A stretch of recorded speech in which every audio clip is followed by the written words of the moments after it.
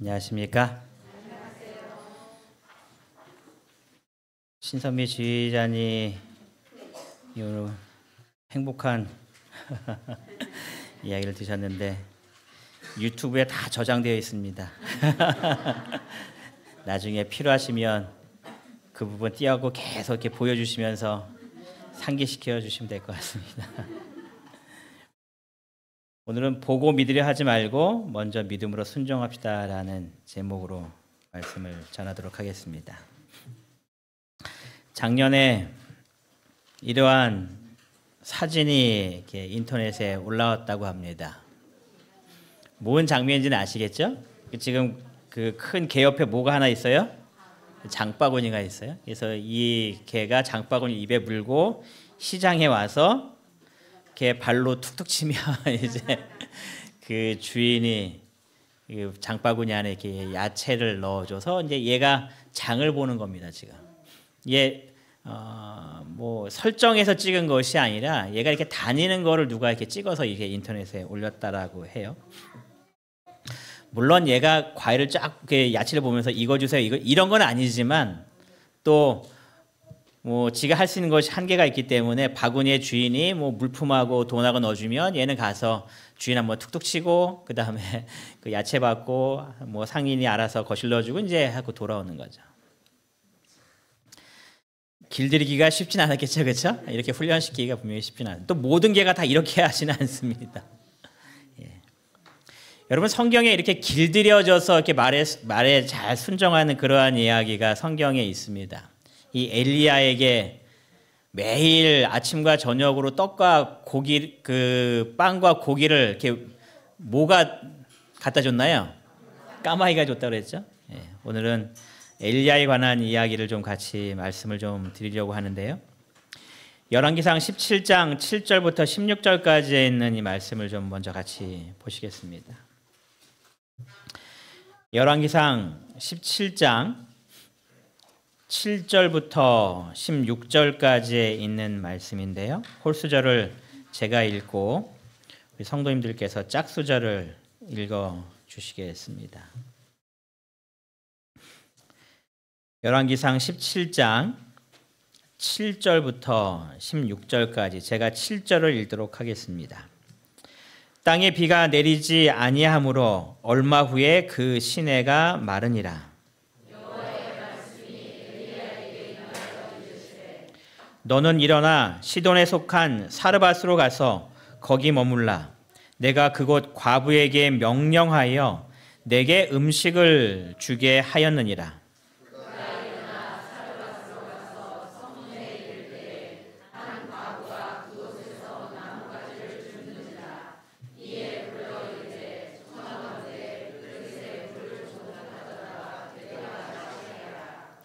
그가 가지러 갈 때에 엘리야가 그를 불러 이르되 청하건대 내 손에 떡 한 조각을 내게로 가져오라.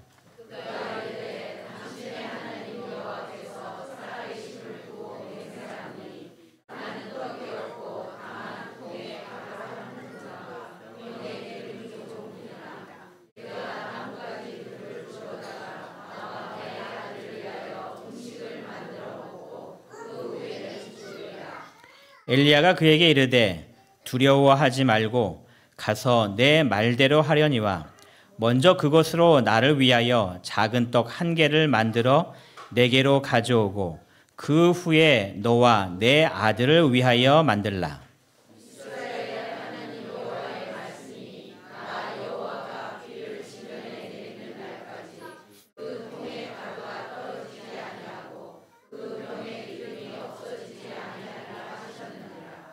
그가 가서 엘리야의 말대로 하였더니 그와 엘리야와 그의 식구가 여러 날 먹었으나 여호와께서 엘리야를 통하여 하신 말씀같이 통에 가루가 떨어지지 아니하고 병에 기름이 없어지지 아니하니라.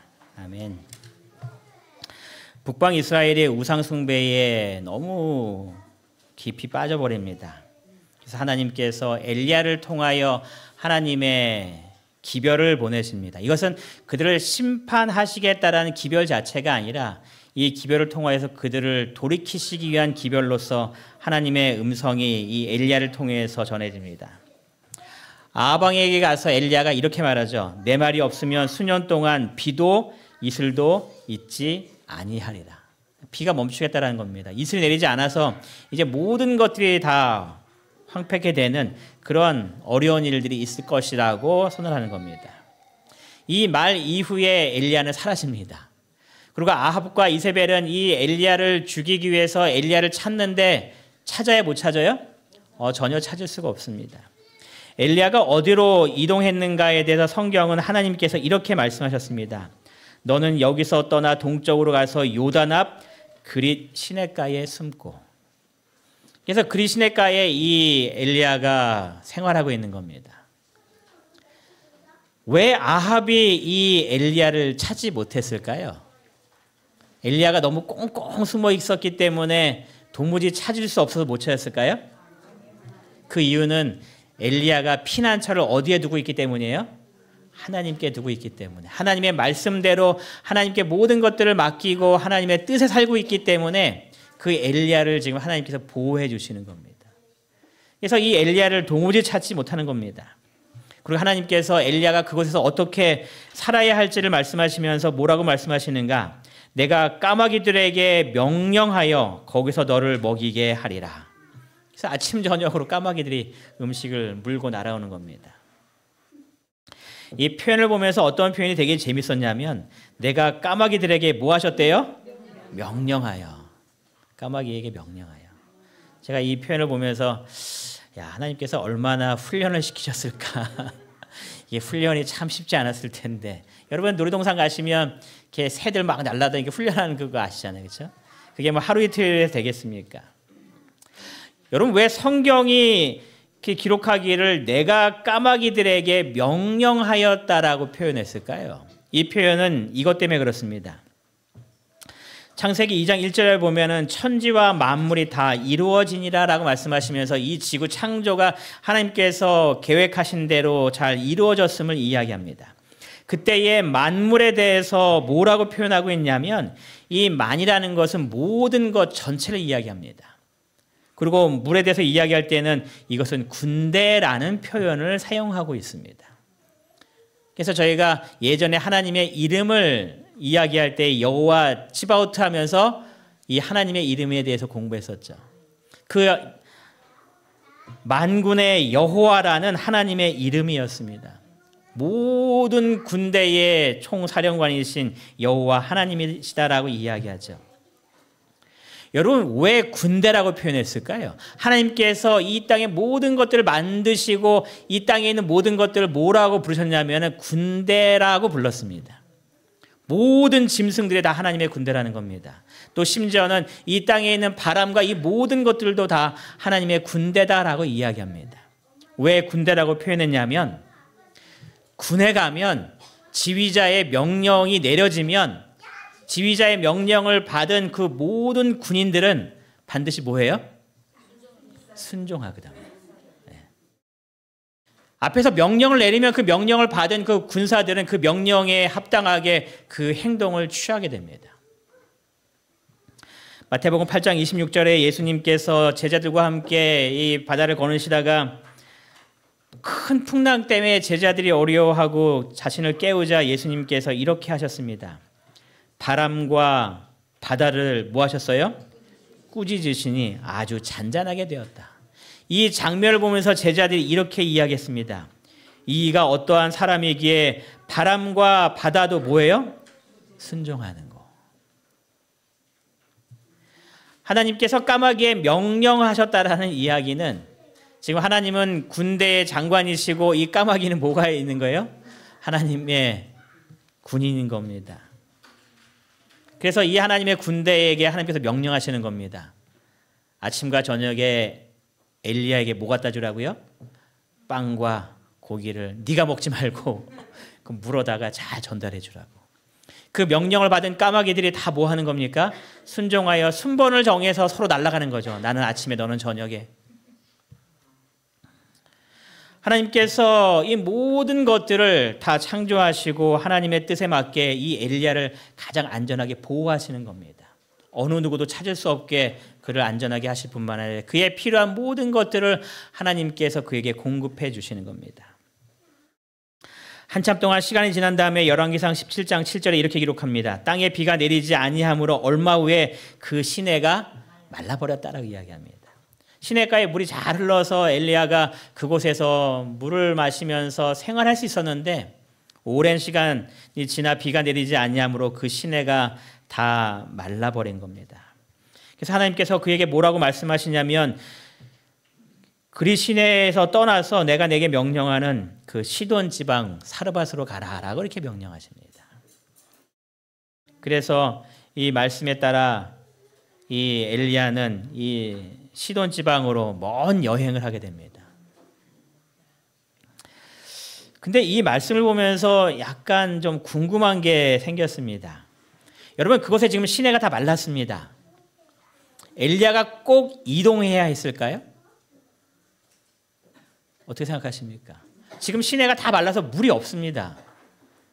그럼 이제 물이 없기 때문에 엘리야는 반드시 다른 곳으로 거처를 옮겨야만 하는 상황인가요? 아니에요. 왜냐하면 이스라엘 백성들이 광야에서 물이 없을 때에 어떻게 했어요? 반석을 쳐서 반석에서 물이 나오게 했습니다. 그리 시내가에 물이 다 말라버렸다고 해서 엘리야가 다른 곳으로 이동할 이유는 없습니다. 왜냐하면 하나님께서 엘리야에게 말씀하시면 야, 네 앞에 있는 반석 한 2번 두드려 이렇게 말씀하시면 되잖아요. 그럼 그곳에서 물이 솟아오를 거란 말이에요.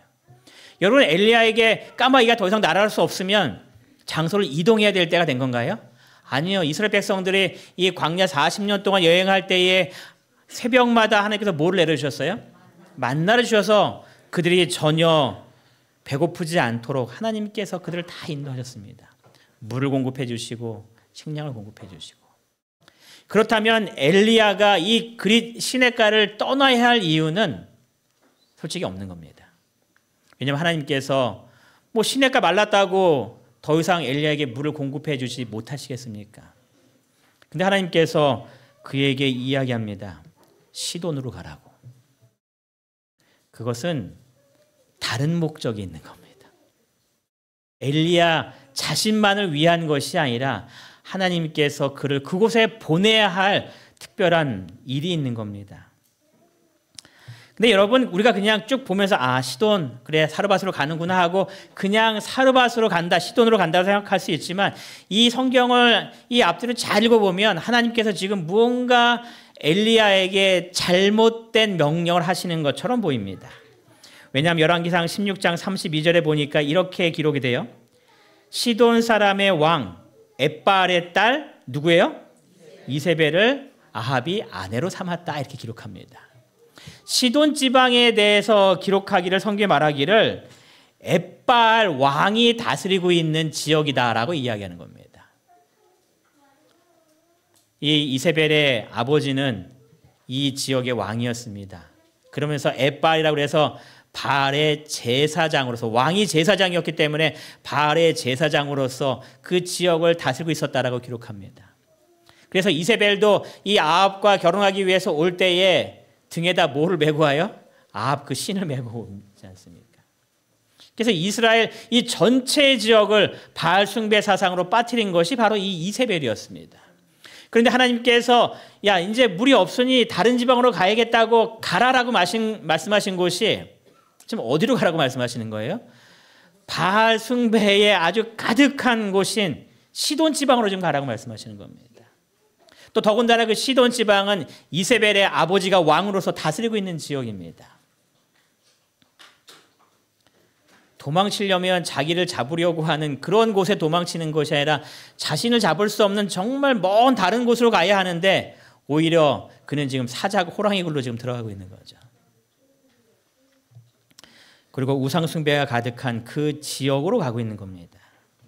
그리고 하나님께서 또 엘리야에게 이렇게 말씀하십니다.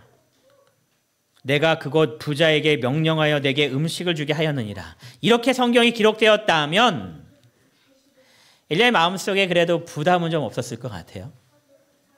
근데 이 성경은 이렇게 기록되어 있지 않았습니다.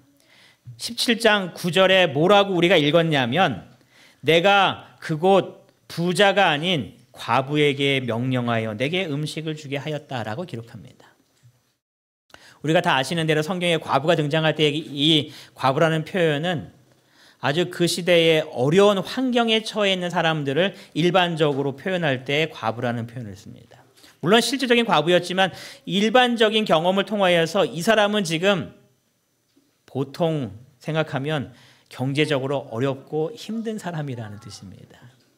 근데 하나님께서 분명히 말씀하시기를 내가 그곳 누구에게 명령하였다라는 거예요? 과부에게 명령하였다는 겁니다. 여러분 엘리야의 마음속에 그런 마음이 들 수 있겠죠. 하나님 기왕 가는 거면 그 지방에 있는 좀 부잣집에게 좀 이야기하시지. 날 위해서 방도 잘 이렇게 준비도 좀 해놓고 또 하인들도 있어갖고 좀 편안하게 쉬면서 좀 살고 맛있는 것도 좀 많이 먹을 수 있는 그런 곳으로 하셔야지. 하나님 그곳 과부라뇨. 거기 그 사람이 얼마나 어렵게 사는데 그 사람에게 무엇을 할 수 있겠습니까? 하나님께서 내게 명령하시는 그 모든 지금 이야기들이 상식적으로 맞지 않는 이야기들을 하는 것처럼 엘리야가 느낄 수 있는 그런 이야기를 지금 하나님께서 하시는 겁니다. 엘리야가 하나님의 명령이었기 때문에 하나님께서 말씀하신 대로 이 시돈 지방으로 갑니다. 근데 하나님께서는 왜 이 사르밧으로 가라고 도대체 하셨을까요?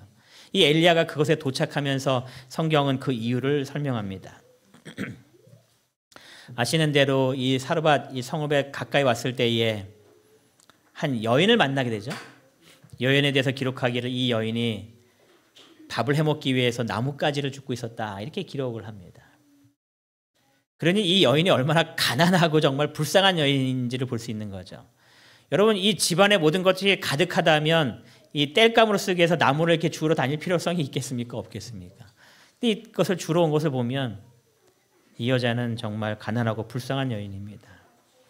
그리고 엘리야가 이 여인에게 부탁하죠. 나를 위해서 물 좀 달라고. 그러니까 참 성품이 착했던 여인 같아요. 그래서 물을 주기 위해서 집으로 가는데 엘리야가 거기다가 한 가지를 더 부탁하죠. 기왕이면 오는 길에 뭐를 갖고 오라고 이야기해요? 떡도 좀 갖고 오라고. 처음에는 물만 부탁해서 그래 물은 집에 있으니 갖다 드려야지 하고 정말 좋은 마음으로 가고 있는데 갑자기 하나를 더 부탁하기를 떡을 갖고 오라고 이야기하자 이 여인이 이렇게 말합니다. 나는 떡이 없고 다만 통에 가루 한 움큼과 병에 기름 조금뿐이라. 그냥 참 가난하다. 여기까지는 잘 그래 참 힘들고 가난하구나 라고 봐줄 수 있겠는데 그 다음에 뭐라고 얘기하냐면 내가 나뭇가지에 둘을 주워다가 나와 내 아들을 위하여 음식을 만들어 먹고 그 후에는 뭐래요? 죽으리라. 자살하겠다는 표현은 아닙니다. 음식을 다 이제 만들어 먹고 더 이상 남은 것이 없기 때문에 굶어 죽을 수 있다는 그런 표현을 하는 거죠. 누가 도와주지 않으면 생계할 수 있는 방법이 없다라는 겁니다. 아주 막막한 자신의 삶을 지금 이야기하는 겁니다. 지금 아무것도 없습니다. 이게 마지막 음식입니다. 이거 먹으면 이제 하나도 없는데.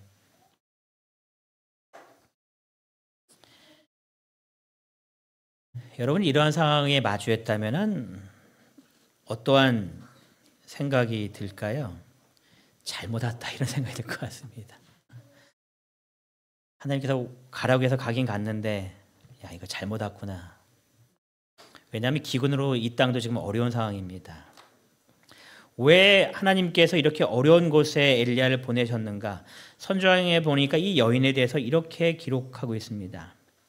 그는 하나님을 믿는 사람이었고 자신의 길에 비추이는 모든 빛을 따라 사는 사람이었다.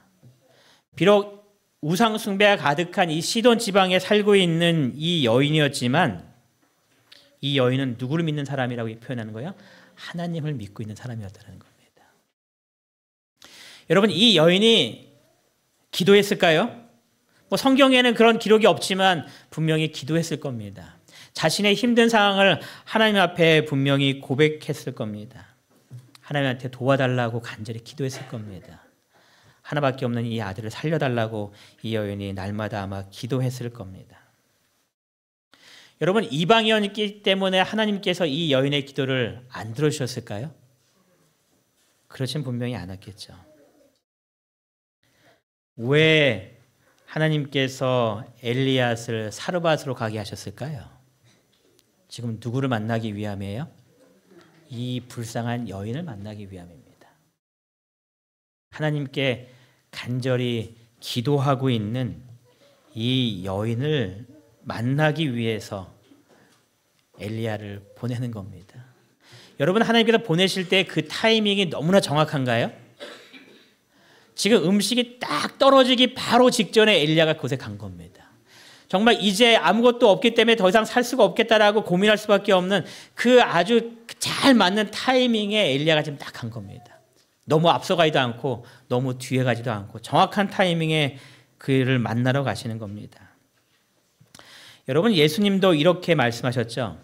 예수님께서 유대에서 갈릴리를 이동하실 때 뭐라고 말씀하셨냐면은 사마리아를 통과하여야 하겠는지라.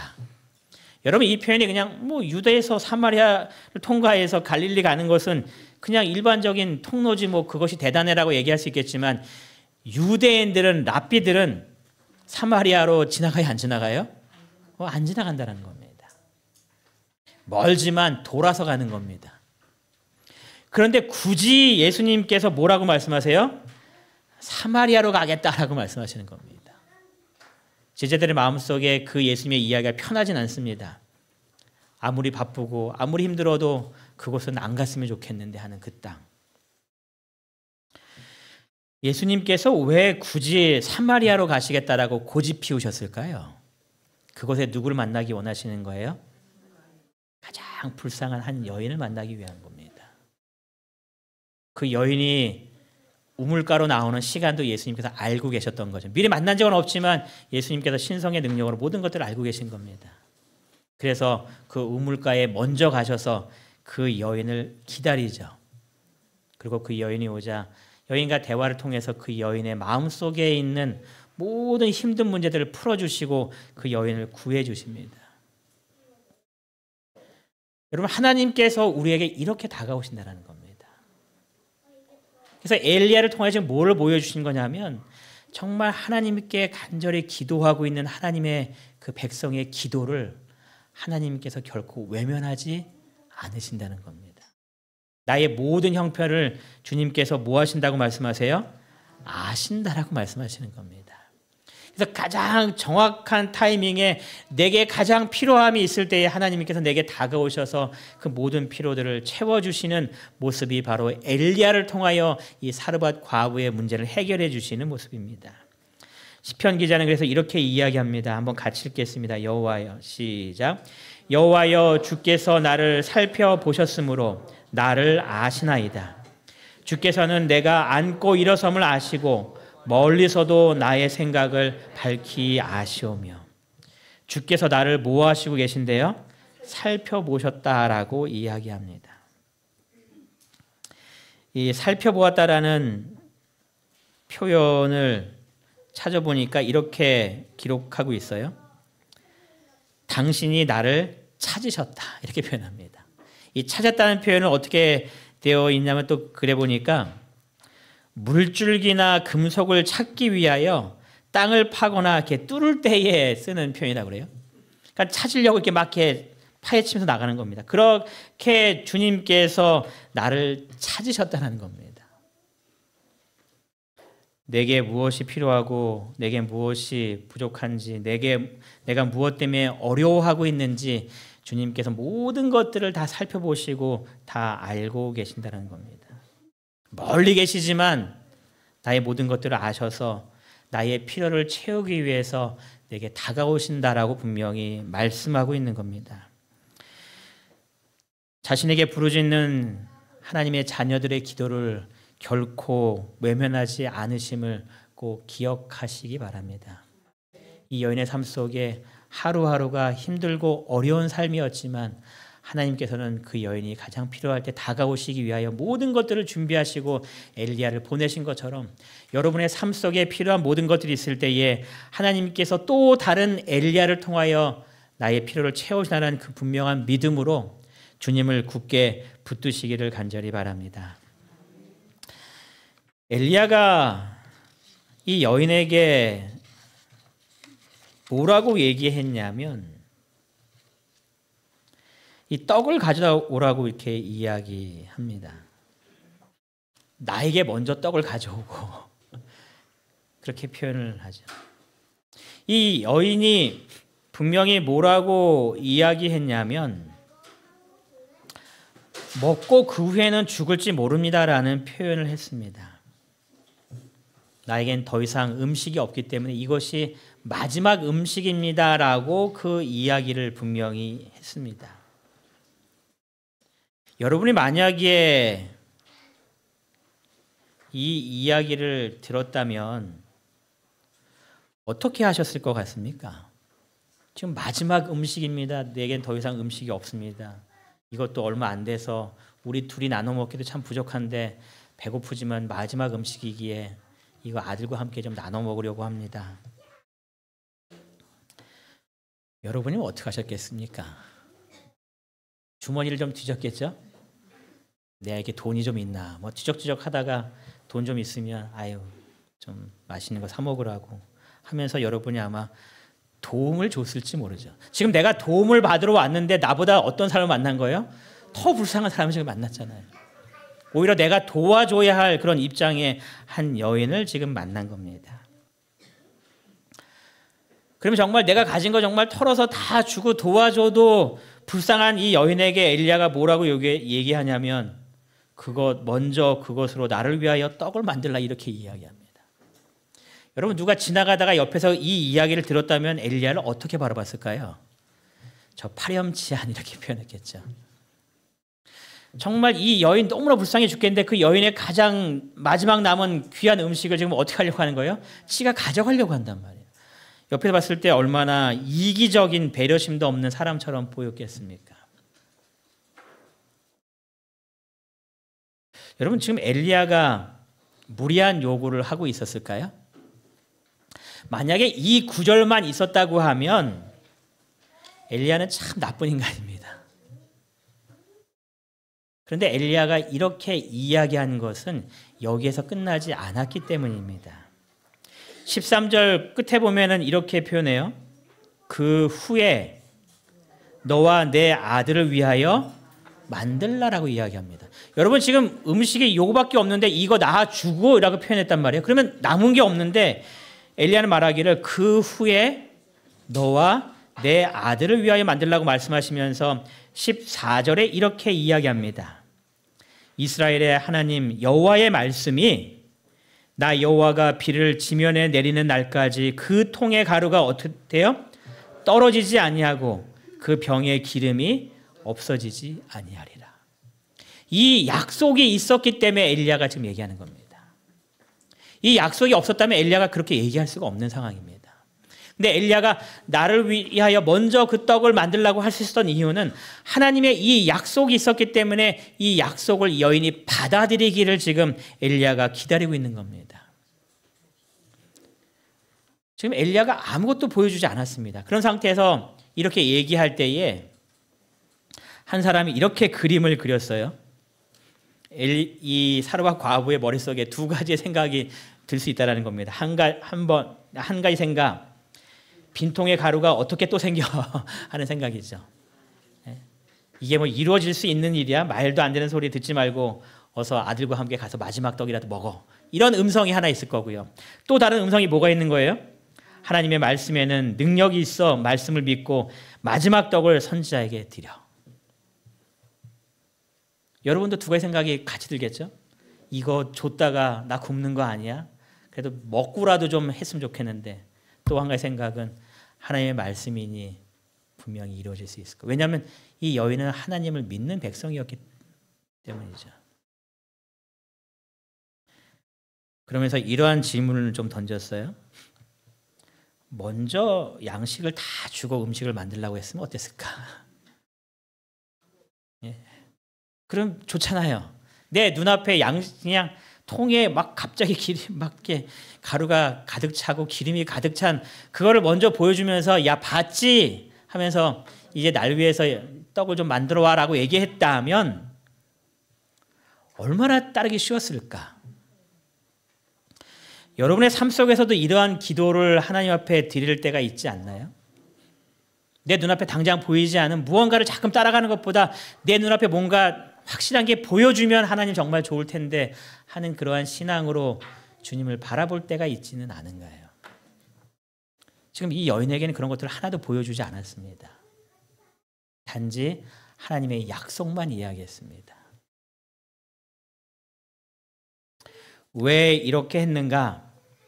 여러분, 먼저 양식을 보여주고 자, 그러니 따라와 라고 얘기한다면 못 따라갈 사람이 있을까요? 없을까요? 이 땅의 모든 사람이 다 따라갈 겁니다. 믿음이 있건 믿음이 없건 그런 건 중요하지 않고 내 눈앞에 당장 보이는 모든 사람이 다 따라갈 겁니다. 그런데 내 눈앞에 보이지 않을 때에는 어떻게 될까요? 대부분 다 떠나겠죠. 지금 이 여인에게 믿음을 행사하기를 주님께서 원하시는 겁니다. 믿으면 행동이 나오기 때문에 그래요. 전에 이 그림 한번 보여드렸죠? 막 풍랑이 칠 때에 제자들이 예수님 찾으니 예수님 자고 있단 말이에요. 빨리 깨워야지 할 때에 한 제자가 어떻게 해요? 깨우지 않고 그 옆에 가서 나란히 눕잖아요. 믿음이 있으니 뭐 할 수 있는 거예요? 편안하게 잘 수 있는 겁니다. 믿기 때문에, 하나님의 약속을 믿기 때문에 그 믿음에 따라서 순종하며 살 수 있게 되는 겁니다. 여러분이 이 사르밧 과부의 입장이었다면 여러분은 믿었겠습니까? 믿지 못했겠습니까? 나의 신앙의 모습을 한번 곰곰이 생각해 보시기를 바랍니다. 내 지금 삶의 모습이 하나님께서 내게 주신 수많은 약속들이 있는데 그 약속들을 믿고 순종하며 살고 있는지, 아니면 때때로 그 약속은 있지만 현실과 너무나 동떨어진 약속이기 때문에 마음속에 믿지 못하고 그냥 내가 원하는 대로 살고 있지는 않은지. 이 여인은 우리들에게 정말 아무것도 보이지 않았지만 하나님의 약속이었기 때문에 그 약속을 붙들고 사는 신앙의 삶을 우리들에게 분명히 보여주고 있습니다. 여러분과 저의 신앙의 모습이 이 여인과 같이 되기를 간절히 바랍니다. 그래서 15절과 16절에 이렇게 기록이 됩니다. 그가 가서 엘리야의 말대로 하였더니. 이 표현이 정말 중요한 것 같아요. 그가 가서 엘리야의 말대로 하였더니. 어떤 일이 벌어져요?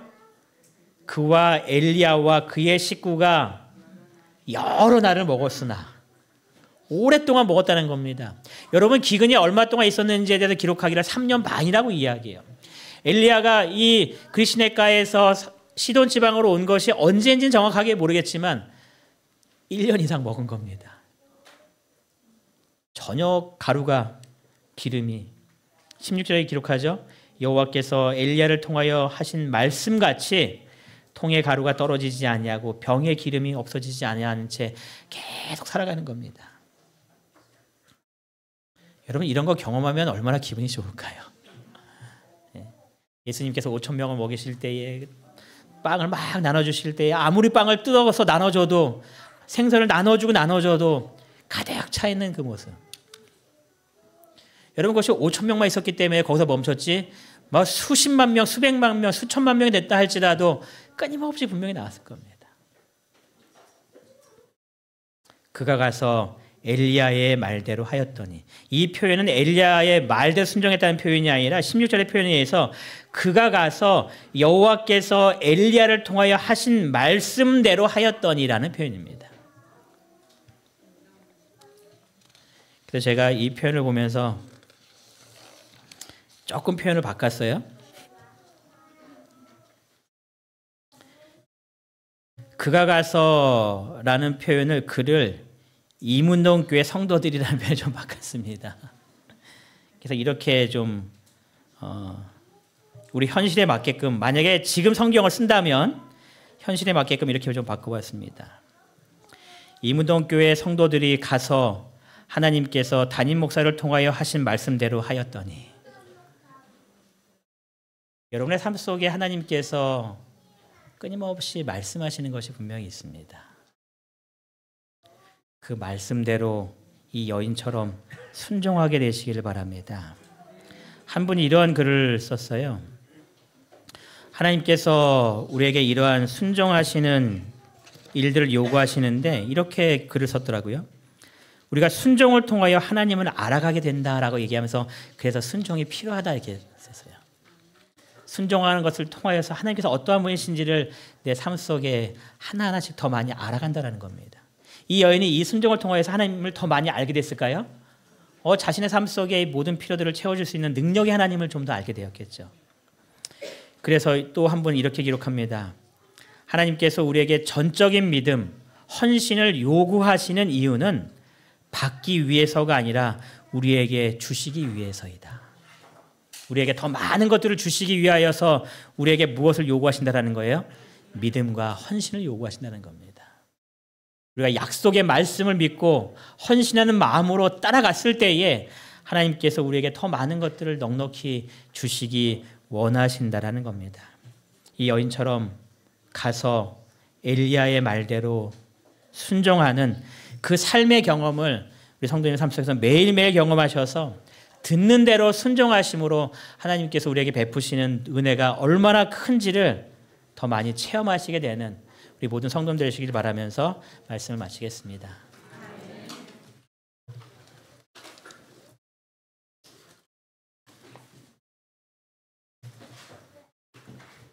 네, 우리 말씀을 생각하시면서 마치는 찬미 224장 찬미하겠습니다. 224장입니다.